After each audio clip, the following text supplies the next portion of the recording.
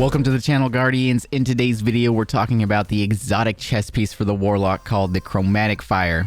Bungie recently buffed this. It was not working with the Stasis subclass, and now as you can see in the background gameplay, it does work with the Stasis subclasses. So if you're like me, you probably have a few questions. If it works with Stasis now, when you get the explosion, does it slow or freeze enemies? That was my first initial thought, but after some testing, it doesn't actually do any AoE damage. Although when you do get the explosion off, there's like an animation of like icicles that'll spread to the other ads in game. It isn't actually freezing them or slowing them. It's just a normal explosion, and it works the same way as it does with the Solar Void and Arc subclasses. Now, if you're also like me, you're probably like, yo, Ice Luna with Headstone? That's going to be some really good synergy on the Stasis subclass. But the biggest upset of 2022 is that Ice Luna actually doesn't work with Chromatic Fire. Yes, Ice Luna is a kinetic weapon, but the exotic chess piece states that non-elemental weapons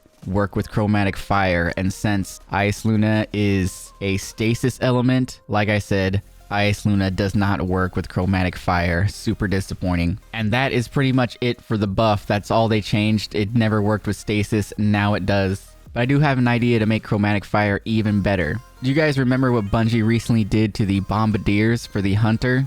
Every time you dodge, you spawn a little tiny bomb, and it changes based on your subclass. And that bomb would actually slow or freeze people. When they were on Stasis, it would add burn damage on a solar subclass. It would suppress people on a void subclass. I think they should do that with the Chromatic Fire. Like if you did get a kill with Stasis, the AoE damage would slow targets. Or if you got the Chromatic Fire explosion on your solar subclass, it would add a little bit of burn tick damage afterwards. I think that that would be a substantial buff for the Chromatic Fire without it being overpowered. But let me know what you guys think about that down in the comments. That's going to do it for the video. If you guys are new here, subscribe to the channel, and I'll catch you guys in the next one. Peace.